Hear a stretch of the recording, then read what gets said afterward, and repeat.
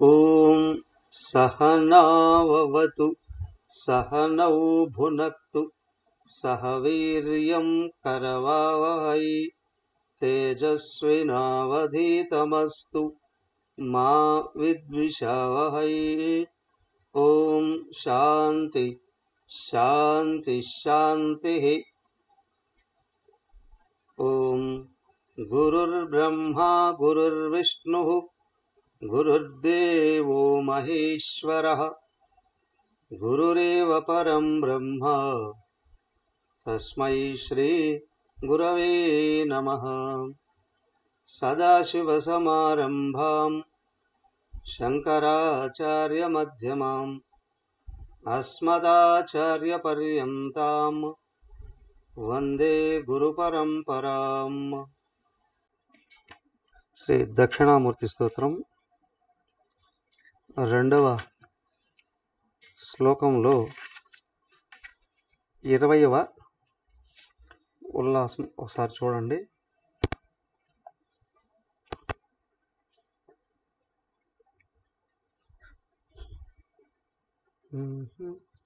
ద్రవ్యం గుణస్తథా కర్మ సామాన్యం సవిశేషకం సమవాయంచ కాణాద పదార్థాన్ షట్ప్రచక్షతే. రెండవ శ్లోకంలో మొదటి శ్లోకంలోనేమో ప్రపంచమంతా మిథ్య అని నిరూపించారు.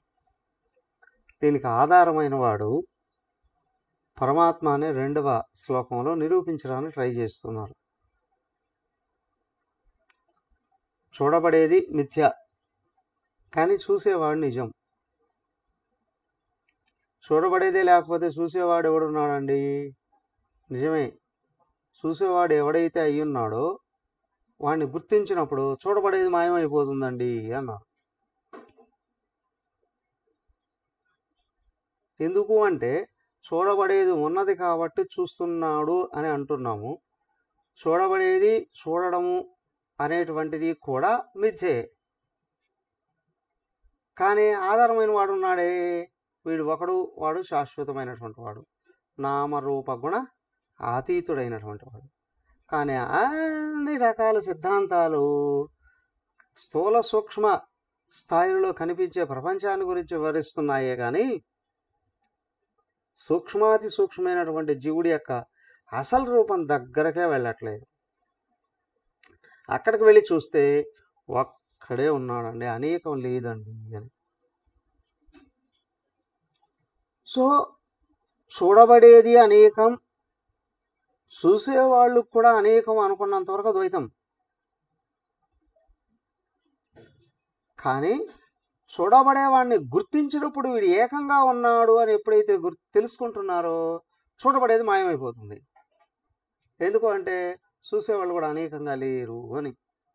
దానికే మాయా సిద్ధాంతాన్ని తీసుకొచ్చి శంకరాచార్యుల వారు చూపించారు అక్కడ.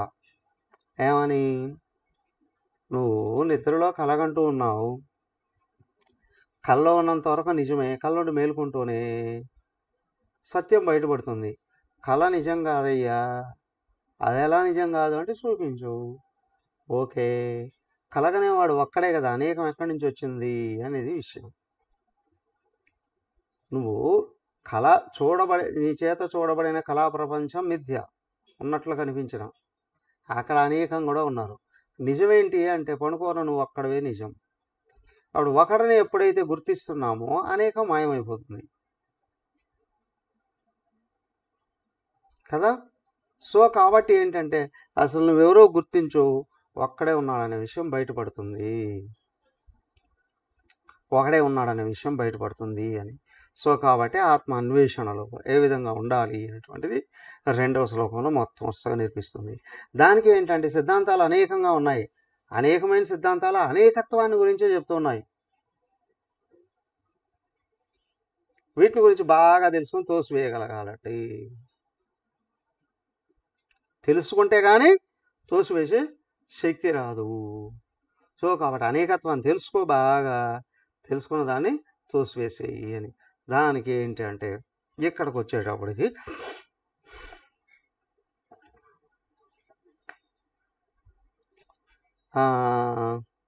వైశేషికులైనటువంటి వాళ్ళు ఇక్కడి నుంచి మళ్ళీ ఏం చేశారు, అక్కడ 6 రకాల సిద్ధాంతాలను చూపించి వాటిని తోసేశారు.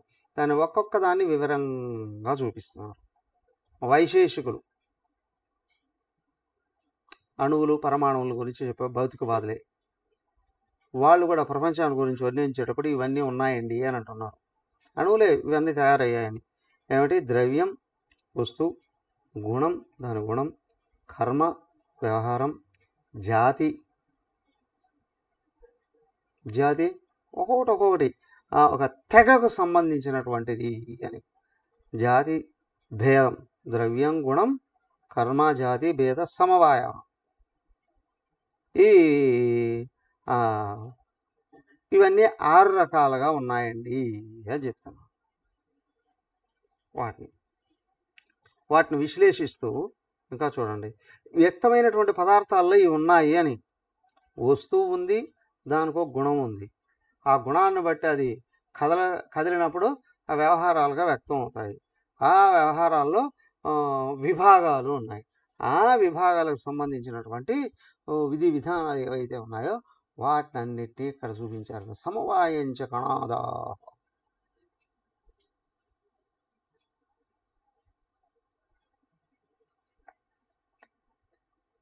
సమవాయం 2 రకాల పదార్థాలకు ఉన్న దగ్గర పోలికలు, వాటిని గురించి చూపించాను. ఫర్ ఎగ్జాంపుల్ టీ, కాఫీ 2 ఒకటిగానే కనిపిస్తాయి, కానీ చూడ్డానికి ఒకటిగానే ఉంటాయి. కానీ మనం ఉపయోగించే పదార్థాలు పాలు, చక్కెర, నీళ్ళు అని ఒకటే, కానీ ఒక్కటి మారింది. అక్కడ కాఫీ పొడి, ఇక్కడ టీ పొడి అండి అని. 2 ఒకటే ఉన్నాయి కదా. ఒకసారి అది లేనప్పుడు ఇది లేనప్పుడు ఏదైనా వాడుతూ ఉంటారు కదా. ఇలాంటివన్నీ వ్యక్తమై కనిపిస్తూ ఉన్నాయండి. ఈ 6 రకాల భేదాలతో వస్తువులు కనిపిస్తాయండి. దెన్ నవద్రవ్యాణి భూతాని దిక్కాలాత్మమనాంసి చ చతుర్వింశతిరేవ స్యుః గుణశబ్దాది పంచకం పరిమాణంచ సంఖ్యా చ దోషం యోగ విభాగకౌ స్వభావతః పృథక్త్వం చ గురుత్వం ద్రవతా పునః పరత్వం చాపరత్వం చ స్నేహ సంస్కార ఇత్యపి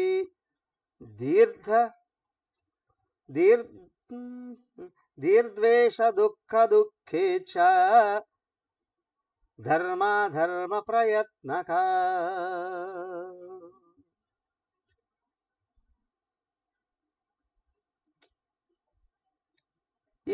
దాంట్లోనే ఇంకా కొంతమంది వీటిని ఇంకా విశేషంగా భేదాలని చూపిస్తూ ఉన్నారు. ఏమిటి? సాంఖ్యంలోనే చెప్తారు.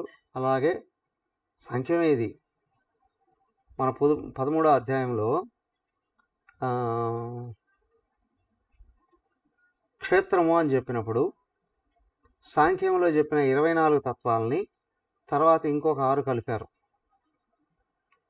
ఇచ్ఛాద్వేష సుఖం దుఃఖం సంఘాత చేతనా ధృతి అని చెప్పి వాటిలో ఉన్న వికారాలని 7 కలిపి వేదాంతం చెప్పింది. మొదట చెప్పింది ఏంటండి? 24 తత్వాలు ఏవైతే ఉన్నాయో అవన్నీ ఇక్కడ చెప్పారండి. 24 తత్వాలు చెప్పారండి. ఆ స్థూలంగా ఉన్నటువంటి నవద్రవ్యాణి భూతాన్ని దిక్కాల ఆత్మమనాంసి చ చతుర్వింశతిరేవ స్యుః గుణాః శబ్దాది పంచకం. స్థూలంగా ఉన్నటువంటివి ఏమిటివి? పంచభూతాలు. నవకం తర్వాత ఏమన్నారు? నవ ద్రవ్యాణి భూతాని, దిక్కాలాత్మమనాంసిచ. ఇవాక 9 ఉన్నాయండి అని అన్నారు. పంచభూతాలతో కలిపి దిక్కులు, కాలం, మనస్సు, ఆత్మ, మనస్సు అని. ఆత్మ అంటే ఇక్కడ వ్యక్తిత్వమే, ఆత్మ చైతన్యం వీటిలోకి రాదు. చతుర్వింశతత్వేన స్యు గుణాది శబ్దాది పంచకం. గుణాల నుండి వ్యక్తమైనటువంటి పంచతన్మాత్రలు ఉన్నాయి. అక్కడ మనకు వరుసగా చెప్పారు. పంచతన్మాత్రలలో నుండే ఏమో వచ్చాయి, ఇది అంతఃకరణ చతుష్టయం వచ్చింది, జ్ఞానేంద్రియాలు వచ్చాయి, ఆ తర్వాత దశ ఇది పంచప్రాణాలు వచ్చాయి, ప్లస్ పంచకర్మేంద్రియాలు, స్థూలమైన భూతాలు. ఏదో చోట పంచకర్మేంద్రియాలు చెప్పకుండా ఇది పంచ విషయాలు చెప్తారు. పంచభూతాలు, పంచ విషయాలు, దశ ఇంద్రియాలు, ప్లస్ మనసు, బుద్ధి, చిత్తం, అహంకారం అని చెప్పి 24 అక్కడ చెప్పారు. ఇక్కడ ఆత్మ అని చెప్పారు. ఇక్కడ అదేంటి అవ్యక్తము అని చెప్పడమే, వ్యక్తిత్వము అని చెప్పడమే. సో కాబట్టి ఏమిటయ్యా, 24 తత్వాలు ఉన్నాయండి. ఇది సాంఖ్యుల సిద్ధాంతమే. ఇది కూడా మార్పులకు లోనవుతుందండి. పరిణామంచ సంఖ్య చ దౌ సంయోగ విభాగకౌ. ఒక్కొక్క సిద్ధాంతంలో చెప్పబడేది ఒక్కటే అయ్యున్నప్పటికీ కూడా కొంచెం కొంచెం మార్పులతో వ్యక్తం చేయడం అనేటువంటిది జరుగుతుంది ఒక్కొక్క సిద్ధాంతంలో.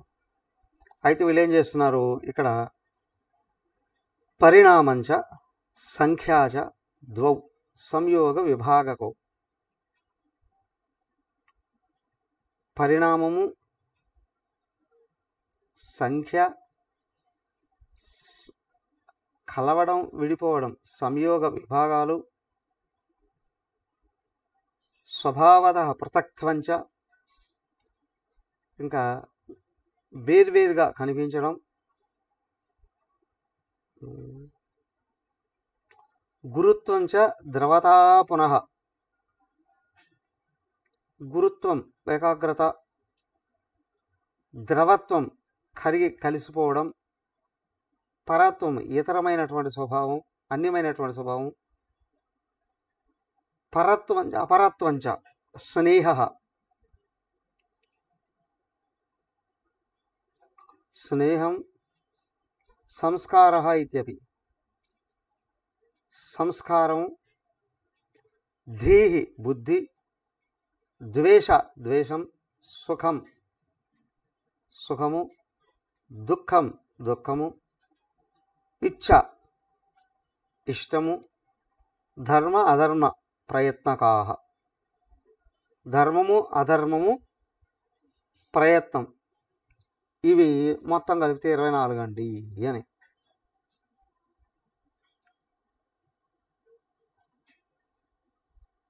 మొదట 9, తర్వాత 15.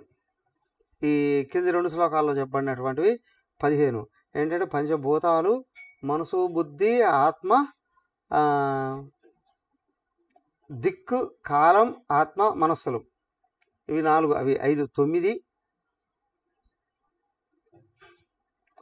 మరి వాటిలో కలిగేటువంటి మార్పులు, ఆ మార్పుల్లో సూక్ష్మంగా వ్యక్తమయ్యేటువంటి సంఖ్య, సంయోగ విభాగము, పృథక్త్వము, గురుత్వము, ద్రవత్వం, పరత్వం, స్నేహం, సంస్కారం, బుద్ధి, ద్వేషం, సుఖం, ఇచ్ఛా, ధర్మం, అధర్మం, ప్రయత్నం, ఇవన్నీ 24 గుణాలు ఉన్నాయండి. ఇది నిజమండి అని కొంతమంది చెప్తారు. భూమి మీద అనేక రకాల మతాల వాళ్ళు ఉన్నారండి. ఒక్కొక్కరు ఒక్కొక్కటి నిజము అని చెప్తారు. మరి అసలు నిజం ఏది? ఎందుకండి హిందూ తత్వానికి స్థిరత్వం ఉంది, శాశ్వతత్వం ఉంది. ఎందుకు అంటే ఇది చెప్పింది డైరెక్ట్గా భగవంతుడు. ముందు వేదాల్లో చెప్పాడు, ఆ వేదాలనే ఉపనిషత్తుల రూపంలో మనకు బయటకు వచ్చింది. తర్వాత అవే ధర్మశాస్త్రాల రూపంలో వచ్చాయి. ఆ తర్వాత ఇతిహాసాల రూపంలో వచ్చాయి. ఆ ఇతిహాసాలలో భగవంతుడు స్వయంగా బోధించినటువంటి విషయాలు ఉన్నాయి. రామాయణంలో శ్రీరాముడే తెలియపరిచాడు.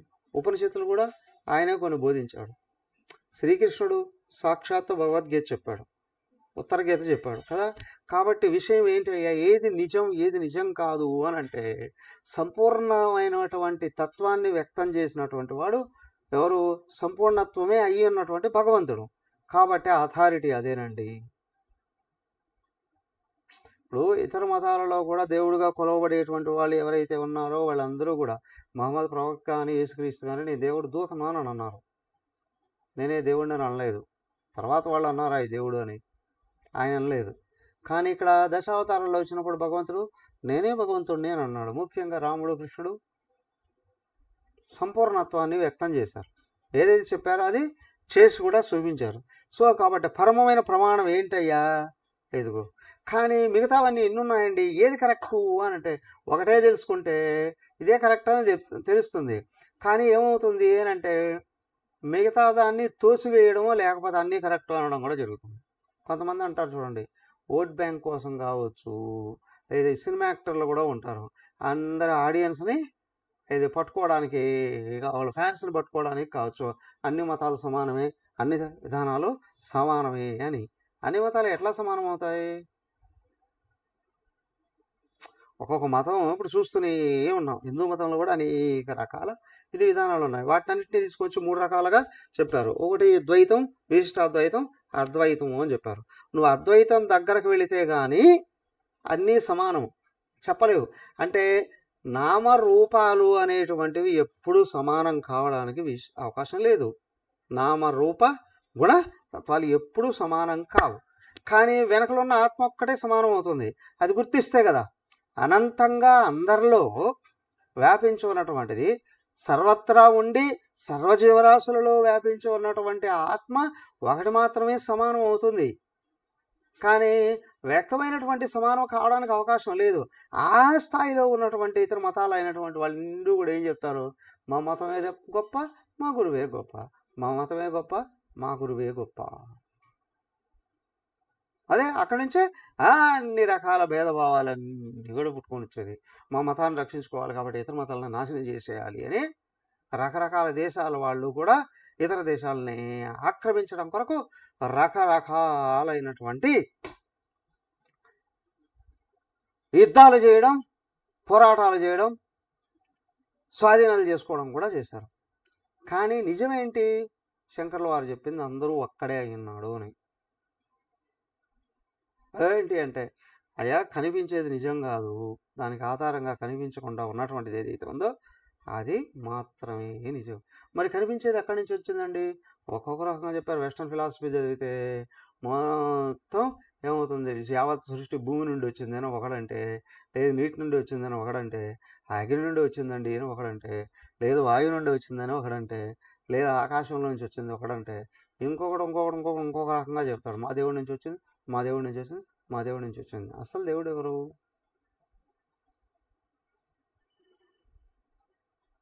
సిద్ధాంతాలన్నిటిని పరిశీలిస్తే కానీ నిజమేంటో తెలియదండి. దానికి హైందవ సంస్కృతులు కూడా ఏం చేశారు? అన్ని సిద్ధాంతాలు తీసుకొచ్చి ఈ మూడింటికే ఇక్కడ వివరించారు. అంతేకాదు ఇంకొంచెం లోపలికి వెళితే సద్దర్శనాలు చెప్పారు. సద్దర్శనాలు మొదటి 5 పూర్వపక్షం, తర్వాత ఉన్న ఒకటే ఉత్తరపక్షం, మొదటి 5 ద్వైతమే. దాంట్లో కొన్ని ఏంటి అంటే వైశేషికం, న్యాయం, నాస్తికవాదాన్ని తెలియపరుస్తాయి. నాస్తికవాదమే. తర్వాత వచ్చినటువంటి ఇదేది సాంఖ్యంలో కొందరు నాస్తికులైతే కొందరు ఆస్తికులుగా ఈశ్వరుడు ఉన్నాడండి అని అంటారు. యోగంలో ఒప్పుకుంటారు. ఓకే, దాంట్లో కూడా కొంతమంది ఏంటి అని అంటే దైవాన్ని సాకారంతో ఒప్పుకోరు, నిరాకారం అండి అని అంటారు. అవునా? తర్వాత పూర్వమీమాంస దగ్గరకు వచ్చేటప్పటికి అనేక లోకాలు చూపిస్తున్నారు, అనేక రకాల దేవుళ్ళు, అనేక రకాల జీవుళ్ళు కూడా నిజమే అని అంటారు. మరి ఉత్తర మీమాంస బ్రహ్మసూత్రాల దగ్గరికి వచ్చినప్పుడు అన్నిటినీ కొట్టేసి ఉన్నది ఒక్కటేనండి, మా సిద్ధాంతం గొప్ప అనేది కాదు, అన్ని సిద్ధాంతాలకు ఆధారంగా ఉన్నది ఆత్మ ఒక్కటే, ఆత్మ ఒక్కటేనండి. ఆ తర్వాత ఎక్కడి నుంచి పుట్టాయి? ఇప్పుడు బుద్ధుడు వచ్చాడు, జైనుడు వచ్చాడు. బుద్ధుడు ఎవరయ్యా? ఇక్ష్వాకు వంశంలోనే పుట్టాడు. ఆయన కూడా ఉపనిషత్తుల్లో ఉన్న విషయాలే చెప్పాడు, కానీ దైవాన్ని గురించి సంబోధించలేదు. అవును, 6 రకాల సూత్రాలు ఇవి పాటించాడు చాలు మనుషులు తరిస్తారు అన్నారు. లక్ష్యం ఏంటి చూపించలేదు అక్కడ. 6 పాటించండి చాలు అని. ఇది కర్మకాండం నుంచి బయటపడేయడం కొరకు, అర్ధకామ ఆసక్తి నుండి బయటపడేయడం కొరకు ఆయన చెప్పాడు. అప్పుడే చెప్పేశాడు ఇవన్నీ తాత్కాలికమైన. మరి ఏది ఆధారమే? ప్రతి ఒక్కడో వస్తాడు, నేనే గురువునండి, నేను చెప్పేది నిజం, మిగతావన్నీ పక్కకు తీసేయండి అని చెప్తాను. పక్కకు తీసేయండి అని అంటారు. రకరకాల పుట్టగొడుగులాగా అనేక రకాలుగా గురువులు కూడా పుట్టుకొని వస్తారు కదా. కానీ ఎవరు ఉపనిషత్తుల్ని సమర్థిస్తూ ఉన్నారో, ఉపనిషత్తుల్ని అనుసరిస్తూ ఉన్నారో వాళ్ళు అద్వైతాన్ని చూపించగలరు. అద్వైతాన్ని అందుకునే అవకాశం కూడా ఉంది. వాటిని తీసిపారేసి నేను చెప్పేదే నిజమండి అని అందరినీ కొట్టిపారేస్తే, శాస్త్రాలని, దేవుణ్ణి, గురువుల్ని తీసిపారేసి నేనే కరెక్ట్ అంటే ఏదో దురుద్దేశం ఉంది అక్కడ, స్వార్థపూరితమైనటువంటి వ్యక్తిత్వం ఉంది. సో కాబట్టి ఎవడయ్యా తత్వజ్ఞాని అయినటువంటి వాడు ఏం చెప్తాడయ్యా? శాస్త్రాలు ఎన్నున్నా, మార్గాలు ఎన్నున్నా, లక్ష్యం నీ లోపలే నీవే అయ్యున్నావు. ఆత్మయే లక్ష్యం అయ్యింది. ఆ ఆత్మ అయిన లక్ష్యాన్ని సంపూర్ణంగా వివరించి మార్గాన్ని చూపించేది ఏదైతే ఉందో అది సత్శాస్త్రం. మిగతావన్నీ తప్ప అండి, కొంచెం దూరం తీసుకొని వస్తాయి అంతే. అవునా? ఒకరు వస్తారు ఆహార నియమాలే చెప్తారు, ఉన్నారా లేరా? ఇంకొకరు వస్తారు పచ్చికూరగాయలు తినండి చాలు అని అంటారు. ఓకే, కరెక్టే, ఆరోగ్యం వరకు వస్తుంది. ఇంకొంతమంది వస్తారు యోగాసనాలు చేయండి అని. ఎస్ కొంచెం మనసు నిగ్రహాన్ని కూడా అవకాశం ఉంది. ఇంకొకరు వస్తారు పైన ఏదో ఒకటి ఏది పిరమిడ్ లాగా పెట్టుకొని ధ్యానం చేయండి అని. అవునా? వాళ్ళు ఇంకో కొంచెం ఏకాగ్రతను కలిగించడం. కానీ సంపూర్ణత్వం ఏది? సంపూర్ణత్వం ఏది? నువ్వు బయట ఎక్కడ తిరిగినా సమన్వయపరుచుకోవాల్సింది లోపల మనోబుద్ధుల్ని. ఇంద్రియాలని నిగ్రహించుకొని మనోబుద్ధులను సమన్వయపరుచుకుంటూ దీనికి అతీతమైన నేను ఎవరో నువ్వు అన్వేషణ చేయగలిగేటట్లయితే నీలోకి నువ్వు ప్రవేశించడానికి అవకాశం. దానికి ఏంటి అని అంటే సరైన గురువు దొరకడం, వేదాంత తత్వాన్ని అర్థం చేసుకునే విధంగా వ్యక్తం చేసే వాళ్ళు దొరకడం కూడా అదే మన అదృష్టం ఉన్నప్పుడు మాత్రమే మనకు మహానుభావులైనటువంటి వాళ్ళు గురువులు దొరుకుతారు. సో కాబట్టి ఏంటంటే ముందు విషయాన్ని స్పష్టంగా అర్థం చేసుకోవయ్యా. తపోవన్ మహారాజ్ చెప్తాడు, వేదాంతానికి పట్టుకమ్మ ఆయన ప్రస్థానత్రయాన్ని పక్కన పెట్టి బోధించబడే సర్వ మతాలు నాస్తిక మతాలే నేస్తాడు ఆయన. వేదాంతాన్ని పక్కన పెడితే ఆత్మతత్వాన్ని చూపించలేవు ఏ శాస్త్రాలు. ఏమండి పురాణాలు, ఇతిహాసాలు వేదాంతమే కదా. అక్కడ కూడా భగవద్గీత ఎక్కడుంది? భారతంలోనేగా కదా, భారతంలోనేగా. మహా గురువులయ్యున్న వాళ్ళు కూడా పురాణాలు బోధించిన దాంట్లో కూడా ఏకత్వాన్ని చూపించారు, వేదాంతాన్ని బయటికి తీసుకొని వచ్చారు, ఉపనిషత్తుల యొక్క సారాన్ని తీసుకొని చూపించారు. వాడు ఎప్పుడూ బ్రహ్మచారిగా ఉన్నప్పుడు అడిగా, అమ్మ అడిగేది రామాయణం అడుగుతున్నాను, కొద్ది రోజులు వేదాంతమే చెప్పు అన్నారు. అమ్మ వేదాంతం చెప్తాను, భగవద్గీత ఏ గ్రంథాలు చదివితే బాగుంటుందమ్మా, ఇదో గురుదేవుడిది అమ్మగారిది మాత్రమే ఫాలోగా ముందు అని అన్నారు. ఎందుకన్నారా? అందరికీ చెప్పకపోయింది వచ్చినాము. సత్యం కావాలి అని అనుకుంటే, తత్వం కావాలి అనుకుంటూ అవే చూసుకో కొద్ది రోజులు. కొద్ది రోజులు అయిపోయిన తర్వాత ఇప్పుడు తత్వం అర్థమైందిగా, ఇలా నువ్వు కూర్చొని మిగతా అన్నిటి కూడా సమన్వయం చేసి చూసుకో, ఏవి ఎక్కడ దాకా తీసుకొస్తాయో. అవునా? ఈ పురాణాలు, ఇతిహాసాలు అయితే అసలు వచన రూపంలో రాయబడిన గ్రంథాలు చదవనే వద్దు అనేసి, మూలమే చదువు. ఆ మూలాన్ని అదిగా వేదాంతంతో సమన్వయం చేసి వ్యక్తం చేయడానికి ప్రయత్నం చేయి. ఒక్కటే తత్వజ్ఞుడు అని అంటే, తత్వబోధ చేస్తున్నాడు అని అంటే వినేవాళ్ళకు చూపిస్తాడు, నువ్వు దేహం కాదు ఆత్మ అని. వేదాంతం యొక్క ప్రధాన ఉద్దేశ్యం ఇదే, మానవ జన్మ యొక్క చివరి గమ్యం నిన్ను నువ్వు తెలుసుకోవడమే. దాంతో నువ్వు సమన్వయం చేసుకోవాలి. ప్రస్థానత్రయమైనా, ధర్మశాస్త్రాలైనా, ప్రకరణ గ్రంథాలైనా, ఇతిహాసాలైనా, పురాణాలైనా, ఏదైనా సరే నువ్వు ఆత్మను పట్టుకున్నప్పుడు, ఆత్మను చూపించగలిగినప్పుడే సత్యం దగ్గరికి తీసుకొని వెళ్ళగలవు. మిగతావన్నీ ఏవి తప్పు కాదు. ఒకటి ఎల్కేజీ, ఒకటి యూకేజీ, ఒకటి ప్రైమరీ, ఒకటి ప్రీ ప్రైమరీ, ఒకటి అప్పర్ ప్రైమరీ కదా. ఇంకోటి first class, second class, 6th class, 7th class, intermediate, degree, ఏదో ప్రతి ఒక్కటి ఒక్కొక్క దాంట్లో ఏది ఎక్కడి నుంచి బోధిస్తుంది, ఎక్కడి వరకు తీసుకొని వస్తుంది అనేది అద్వైతంలో కూర్చుంటే అర్థమవుతుంది. సో కాబట్టి ఏంటి అంటే శాస్త్రాన్ని సరిగా తెలుసుకోవడానికి ప్రయత్నం. దానికి మిగతావన్నీ అదొకటే చెప్తే సరిపోతుంది కదా అండి.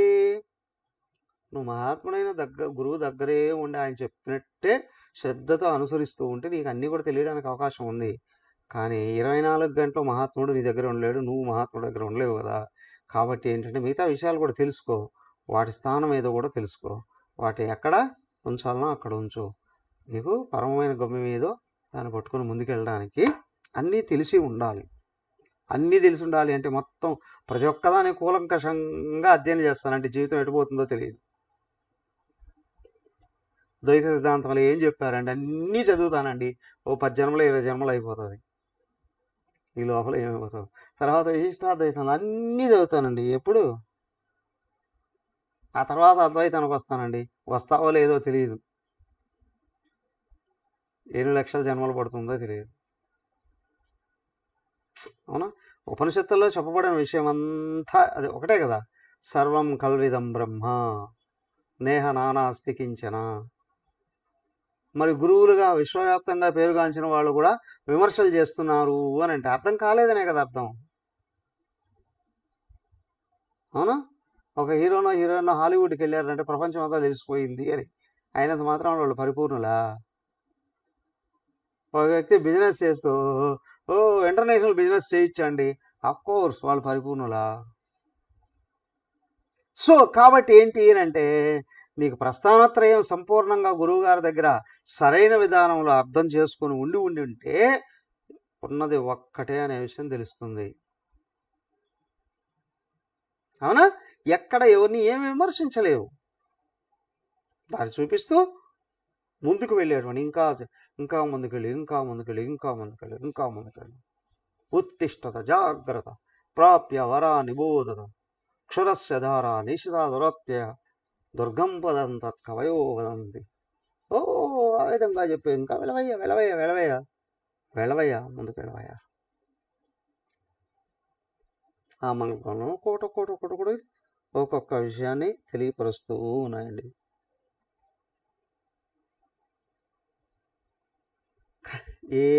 ఏమి వివరించిన ప్రకృతిలోని విషయాలున్నాయి, కానీ ఏది చెప్పినా కొన్ని విషయాలు చెప్పిన తర్వాత నైతిక విలువలను గురించి చెబుతాయి. అంతా ప్రకృతిలోనే సత్వగుణం దగ్గరికి వచ్చే విధి విధానమే. కానీ అక్కడ ద్వేషమో ద్వైతమో కనిపించింది అంటే దాంట్లో కూడా పూర్ణత్వాన్ని అందుకోవడానికి అవకాశం లేదు. నువ్వు సత్వగుణంలోనైనా పూర్ణంగా ఎదిగావు అని అంటే ఏకత్వం నీకు అర్థమవుతుంది. ఏదో కొన్ని నైతిక గుణాలు పట్టుకొని నేను సంపూర్ణునే అనుకుంటే ఎటుపోతామో తెలియదు. పైగా దానికి అహంకారం పైకి వచ్చి నేను మాత్రమే కరెక్ట్, మీరంతా కాదు అని, అలాగే వస్తే నా మతంలోకి రా, నా విధానంలోకి రా, లేకపోతే నేను చంపేస్తాను అని అన్ని మతాలు చేసినట్టు అవే కదా. అవునా. ఈస్టర్న్ కంట్రీస్ నుండి వచ్చిన క్రిస్టియన్ మతాలు చేసినట్టు అవే కదా. నార్థన్ స్టేట్ నుంచి వచ్చిన అవేవి అరబ్ కంట్రీస్ నుండి వచ్చినటువంటి తురుష్కులు చేసిన పని అదే కదా. వస్తే నా మతంలోకి రా, లేకపోతే నేను చంపేస్తా.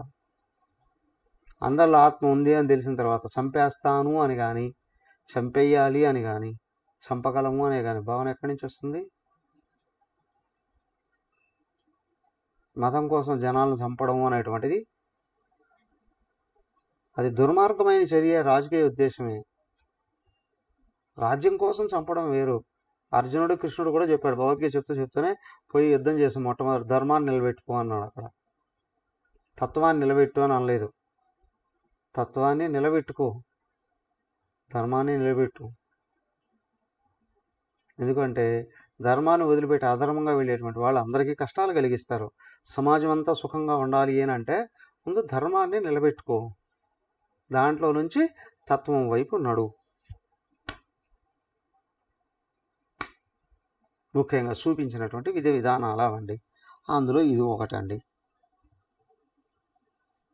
కొన్ని నైతిక విలువలతో కూడిన. తర్వాత సంస్కార స్త్రివిధో వేగ ఈశ్వాదేర్గతి కారణం దృష్టశ్రుతానుభూతార్థ స్మృతి హేతుశ్చ భావన స్థితస్థాపకత నామ పూర్వావస్థితి కారణం ఆకృష్ట శాఖభూర్జదౌ ఊర్జాదౌ స్పష్టమేవోపలక్ష్యతే.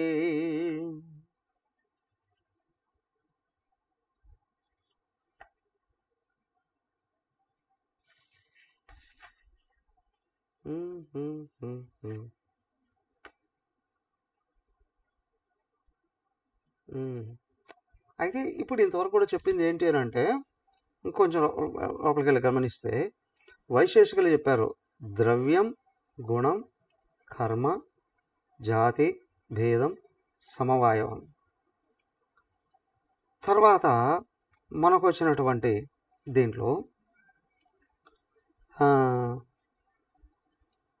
ద్రవ్యం ఏంటండి ఫస్ట్ వరుసగా చెప్పుకొని వచ్చారు. ద్రవ్యాలు ఏవి? 9. నవద్రవ్యాణి అన్నారు. పంచభూతాలు, అవునా, దిక్కు, కాల, ఆత్మ, మనాంశ అని 9. ఇవి ద్రవ్యాలు కదా. ద్రవ్యం తర్వాత ఏం చెప్పారు? గుణం కదా. గుణాలు ఏమిటండి? ఇదిగో అన్నారు చతుర్వింశతి ఏవ స్యు గుణాః. 24 గుణాలండి అని చెప్పారు. రెండవది కదా. ఆ తర్వాత మూడవది 22, 23 శ్లోక 21వ శ్లోకంలోనేమో ద్రవ్యం చెప్పారు 9. 22, 23లోనేమో మొత్తం గుణాలే చెప్పారు. 24 గుణాలండి అని. ఇవన్నీ వైశేషిక ధర్మాలే. వాళ్ళు చెప్పిన గుణాలు ఏంటంటే జనరల్గా మన వేదాంతాలు చెప్తే గుణాలు 3 అండి అంట. కానీ వీళ్ళు ఇవన్నీ గుణాలుగా చెప్పారు. ఏమేమిటివి అవన్నీ ఇంతవరకు చెప్పుకున్నాం. పంచభూతాలు, శబ్ద స్పర్శ రూపరసగంధాలు 5, పరిణామము, సంఖ్య, సంయోగ విభాగాలు. ఇవన్నీ ఏంటండి? పరిణామం మార్పు, వస్తువులో మార్పు. గుణం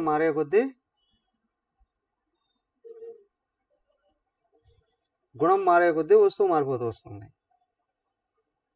అవునా? పదార్థం వండినప్పుడు చాలా టేస్ట్గా ఉందండి ఏంటంటాం? వండిన 3 గంటల వరకు సాత్వికం అండి అంటాం కదా. 3 గంటల తర్వాత కొద్ది సమయం రాజసికం కావచ్చు, కానీ ఆ తర్వాత ఖచ్చితంగా తామసికంగా మారిపోతుంది వస్తువు కూడా కదా. వస్తువులో చూడండి, మామిడికాయ ఉంది. మామిడికాయ రజోగుణం, మామిడి పండు సత్వగుణం. అవునా? అది ఒకే చెట్టు పుట్టింది కదా. దాని పక్వమైన తర్వాత టేస్ట్ మారిపోతుంది. అది గుణాన్ని వేరుగా ఇస్తూ ఉందండి. దీన్ని ఏమన్నారు? మార్పేమో పరిణామం, ఆకారమేమో పరిమాణం. ఎంత పరిమాణంలో ఉంది? ఎంత వెడల్పు ఉందో, ఎంత ఎత్తుందో పరిమాణం. దాంట్లో కలిగే మార్పు పరిణామం. ఇంకా ఏంటండి? సంఖ్య. సంఖ్య ఎలాగా గుణము మరి? అఫ్కోర్స్ ఒకటి అనేకంగా మారడం కావచ్చు, సంఖ్య గుణమే. సంయోగ విభాగములు, కలవడం, విడిపోవడం, ఇవి కూడా గుణాలను బట్టే ఉంటాయండి అని. ఇది ఎలా అండి? పంచభూతాలు ఉన్నాయి, దేహంగా తయారయ్యాయి, అంటే అన్నీ వచ్చి కలిసాయి కదా. తర్వాత మళ్ళీ ఏమయ్యాయి, అన్నీ విడిపోయాయండి. విడిపోయాయండి. దేహం చనిపోయింది, ఎక్కడొక్కడ విడిపోతూ ఉంటాయి. ఫర్ ఎగ్జాంపుల్, వంట చేయాలి అని అనుకున్నారనుకోండి, ఓ రైస్ అయితే అయిపోయిందండి. రైస్ కావాలన్నా కొన్ని కలపాలిగా, బియ్యం ఉంటుంది, నీళ్ళు ఉంటుంది, అగ్ని కలపాలి. తర్వాత ఒక కూర వంట చేయాలి అని అంటే అనేక రకాల వస్తువులు తీసుకొచ్చి కలపాలి కదా. కలిపారు, అది తినలేదు పక్కన పెట్టేశారు అని అనుకోండి, మొత్తం దేంట్లో అది వెళ్ళిపోతుంది. మళ్ళీ సంయోగం వియోగం, కొన్ని రకాల వస్తువులు కలిసి ఒకటిగా తయారు కావడం సంయోగం, లేదా అవే విడివిడిగా మళ్ళీ విభజించబడి వెళ్ళిపోవడం వియోగం. సంయోగం వియోగం. విభాగం. సంయోగం విభాగం అంటే విభజించడము అని కూడా, కలపడము విభజించడము అని కూడా, డివైడ్ చేయడం. పృథక్త్వం అనేకత్వం, అనేకంగా కనిపించడం. గురుత్వం నమ్మకం. గుణమైన గురుత్వం అనేది గుణమైన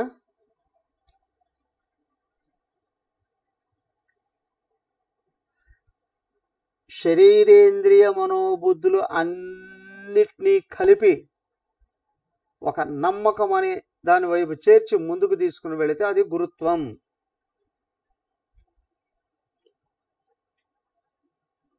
మొదట ఇంటిగ్రేట్ కావాలి, అన్నీ ఒక పూర్ణమైన లక్ష్యం వైపు మళ్ళించాలి అవన్నీ, అప్పుడు గురుత్వం అనేది వస్తుందండి. గురుత్వం ఇంకా సూక్ష్మంగా చూసిన, నీ మీద నాకు నమ్మకం ఉంది అని అన్నాను, కొంచెం గురుత్వం కదా.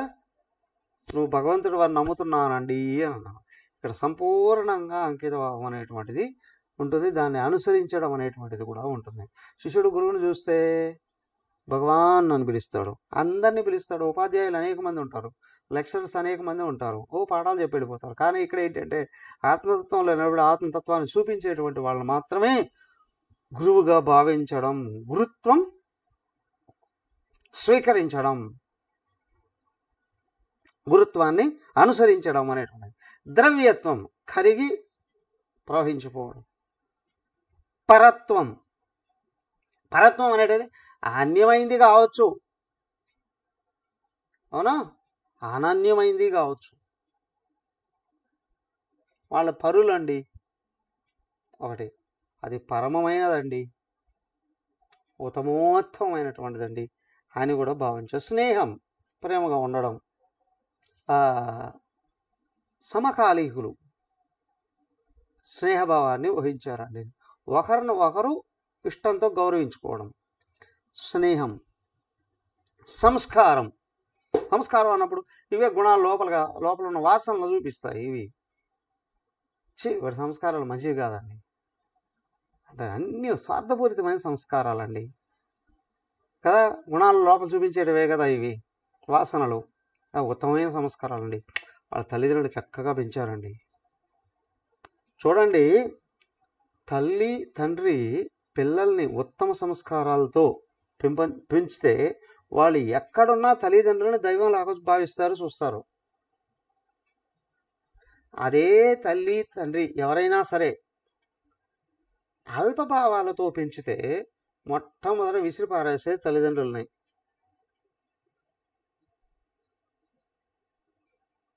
అవునా కదా.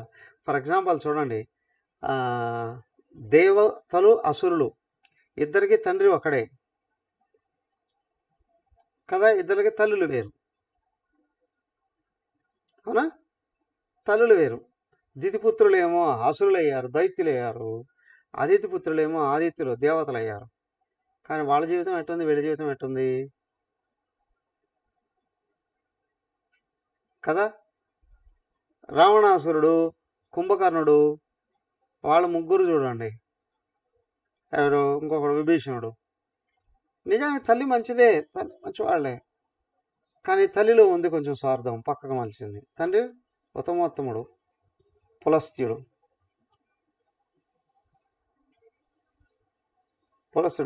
ఆయన ఇది ప్రజాపతి అండి అని. కానీ వాళ్ళ నుంచి వాళ్ళు ఈ విధంగా వచ్చారండి.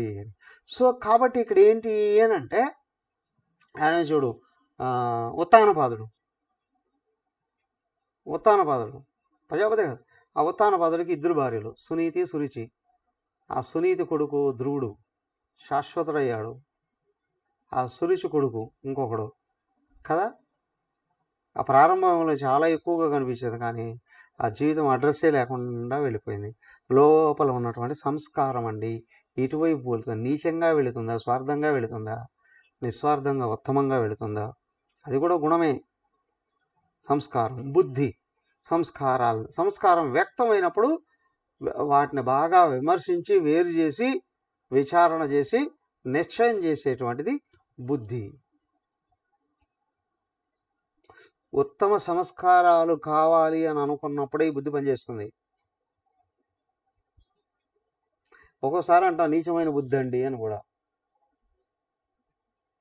విశేషం ఏంటి అంటే సంస్కారాలను అనుసరించే బుద్ధి పనిచేస్తుంది. అదే సంస్కారాలు ఉన్నాయి, సాత్వికమైన సంస్కారాలుగానే ఉంటే బుద్ధి వాటిని పైకి తీసి తను కూడా తొలగించుకొని వెనకలున్న పరమాత్మను చూపిస్తుంది. సుసూక్ష్మయా బుద్ధ్యా వేదితవ్యం అంట 6వ అధ్యాయంలోనే చెప్పారు. సూక్ష్మమైన బుద్ధితో ఆత్మను చూడొచ్చండి. బుద్ధితో చూడొచ్చా? కానీ బుద్ధి సత్వగుణాన్నే పట్టుకుంది అంటే తను తొలగించుకుంటుంది, తను పక్కకు వెళ్ళి వెనకలున్న ఆత్మను చూపిస్తుంది. సంస్కారము బుద్ధి ఉంటుంది. అదే వీడు చాలా షార్ప్గా ఉంటాడండి. అయినా రావణాసురుడికి షార్ప్నెస్ ఉందా లేదా? పిల్లలు ఉంటారు చూడండి, చాలా షార్ప్గా ఉంటారు, అంటే చాలా చురుగ్గా ఉంటారు. కానీ ఉత్తమ సంస్కారం లేదు అంటే వాడు ఎటుపోతాడో తెలియదు. Sharp intellect. కానీ ఉత్తమ మార్గంకి వెళ్ళాలి అంటే మనసు శుద్ధం అయ్యి ఉంటే, ఆ వెనకలో ఉన్న సంస్కారాలు ఉత్తమమైనవి ఉంటే, ఇప్పుడు బుద్ధి ఏమవుతుంది? షార్ప్గానే కాదు, సటిల్ ఇంటలెక్ట్ అంటారు. సూక్ష్మమైన బుద్ధి, దీర్ఘ దృష్టి, విశాలమైన దృష్టి. సింపుల్. మనసు కుసంస్కారంతో ఉంటే బుద్ధి షార్ప్గా ఉన్న పర్వట్ అయిపోతుంది. అదే మనసు ఉత్తమ సంస్కారాలను పట్టుకొని ఉంటే బుద్ధి షార్ప్గా ఉంది అంటే ఇంకా సటిల్గా వెళ్ళి గొప్పవి విలువైనవి ఎక్కువ మందికి పనికొచ్చేటువంటి పనులు చేస్తారు.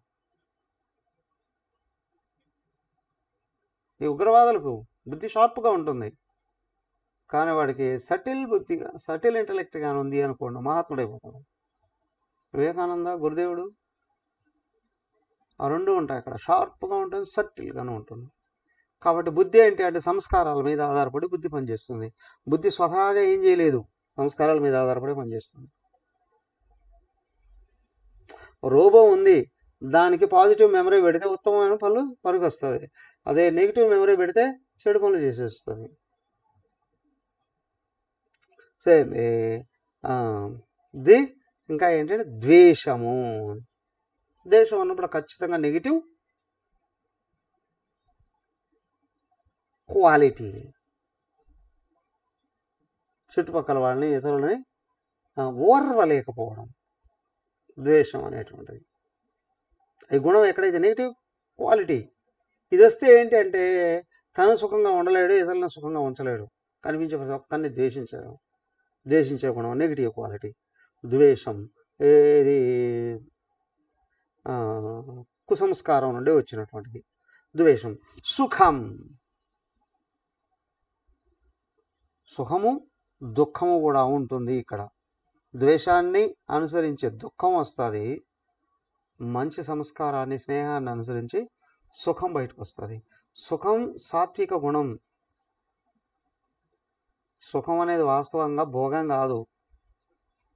మనసులలో ఒత్తిడితో కూడినటువంటి సంస్కారాలు ఉపశమించినప్పుడు ఆత్మ స్వతహాగా అంతఃకరణలోకి అలాగా స్ప్రింగ్ లాగా పెళ్ళుబుకుతుంది.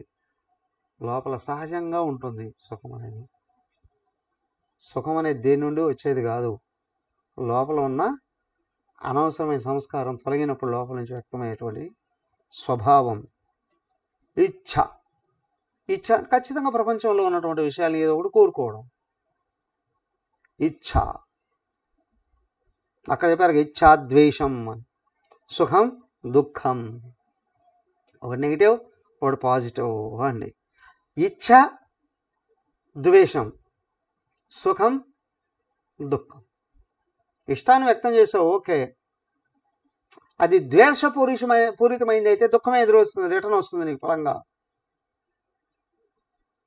కానీ ఇచ్ఛ అనుకూలమైంది, ఉత్తమమైనటువంటిది అయి ఉన్నప్పుడు నీకు సుఖం బయట నుండి వ్యక్తం అవుతుంది. ధర్మం అధర్మం. ధర్మం అధర్మం. అధర్మం అనే దానికి ఎక్కడ శాస్త్రాలు, ఈ అధర్మ శాస్త్రాలు అండి ఎవరిని ఎక్కడ అనడానికి వీలు లేదు, ఏమి ఉండవు. కానీ ధర్మశాస్త్రాలు ఉంటాయి. దానికి వ్యతిరేకంగా వెళితే అధర్మం. ఏదైనా ఒక పని ఇట్లాగా చేయాలండి, అలాగే చేస్తే ధర్మం, వ్యతిరేకంగా చేస్తే ధర్మం, అధర్మం. సో కాబట్టి ధర్మానికి వ్యతిరేకమైనటువంటిదే అధర్మం అండి అని. ధర్మం అధర్మం. ప్రయత్నం. వ్యవసాయాత్మిక బుద్ధి ఏకేహ కురునందన అన్నారు అక్కడ. కృషితో కూడినటువంటి బుద్ధి, అదే ఇక్కడ ప్రయత్నం. అదే తపస్సు, అదే ప్రయత్నం, అదే అభ్యాసం. అవునా? సాధనతో సమకూరు పనులెల్లా. సాధనే అదే ప్రయత్నం. అన్నీ ఉండి ప్రయత్నం లేదు అని అంటే ఏది రాదు, దగ్గరకు వచ్చి వెళ్ళిపోతాయి. సో కాబట్టి ప్రయత్నం అనేది ఇది కూడా గుణమేనండి. వేదాంతంలో చెప్పేటివన్నీ అనాత్మే కదా. అయ్యా 24 గుణాలు వీటి గురించి చెప్పారండి. తర్వాత కర్మ ఏంటి రేపు చూద్దాం. హరి ఓం. సర్వే భవంతు సుఖినః, సర్వే సంతు నిరామయాః, సర్వే భద్రాణి పశ్యంతు, మా కశ్చిద్ దుఃఖభాగ్ భవేత్. ఓం శాంతి శాంతి శాంతి. హరి ఓం. శ్రీ గురుభ్యో నమః. హరి ఓం.